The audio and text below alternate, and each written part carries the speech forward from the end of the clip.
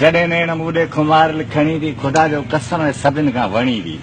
वॾी वथ वाके तुंहिंजो आहे भाइण महराज मूले तोखे आहे चाहिण तुंहिंजे चूड़ियुनि जी छण छण थी जियारे जॾनि खे लोॾी वार जे तूं त लोॾो पियो विझी थी वॾनि ई वॾनि खे ॾिठी छोकिरी मूं न तो जई सुठी बि ॾिनमि तोखे मिठी जा किथे ईअं हूंदी मिठी गा मिठी बि असीं पाण पंहिंजो बि भाइयूं भाग वारा बिलाशक बराबरि आहियूं बि भाग वारा छो त असां सां मिलण महिल तूं सैंटूं वणी थी त मटिजे थी मौसम बहारूं बणी थी मगर हुली हाणे सखी तूं सुणी थी त पली थी पंहिंजो था पाणी बंदि कनि ही जलवा ही चोबनि था जुआणी बंदि कनि सुकोई जे पाणी त पोइ बहारूं न हूंदियूं गुलाबी गुलनि जूं को कतारूं न हूंदियूं कपे कणिक ॿाझर फुटियूं न हूंदियूं ऐं चूंडण वारियूं तिन में को मिठियूं न हूंदियूं न को माल मवाड़ न को खीर हूंदा न को रईस वॾेरा न को मीर हूंदा ख़ुदा न करे पर सिंध वीरान थींदी ही फिरदोस पंहिंजी बयाबान थींदी न को अंब सिंधड़ी न सौगात हूंदी न को बाग बुस्तान न मेवात हूंदी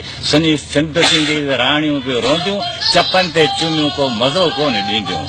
सिंध थींदी त राणियूं बि रोंदियूं चपनि ते चुमियूं को मज़ो कोन ॾींदियूं ॾेह ॾुकार हूंदा बुखिया ॿार हूंदा मरी माल वेंदा माण्हू बीमार हूंदा पोइ यादि कंहिंखे भला यार हूंदा मूंखे ॾे तूं मोकल सची मां वञा थो कोठे पंहिंजा साथी इहो बंदि भञा थो जे मुंहिंजो रत वही वियो जे मुंहिंजो सिर लही वियो मगर जे इन सां इहो ड्रेम डही वियो त मुंहिंजो कर्ज़ लही वियो मुंहिंजो फर्ज़ लही वियो उतां जी वियसि पोइ बची मां त सिगो ई वेंदसि अची मां मज़े वारियूं को कचारियूं बि हूंदियूं हूंदा गुल गुलाबी ऐं गुलज़ारियूं बि हूंदियूं असांजे बदन ते तुंहिंजे लाल ॿाहुनि जूं इहे टारियूं बि हूंदियूं ऐं हुबकारूं बि हूंदियूं मगर हींअर ॾे तूं मोकल सखी मां वञा थो कोठे पंहिंजा साथी इहो बंदि भञा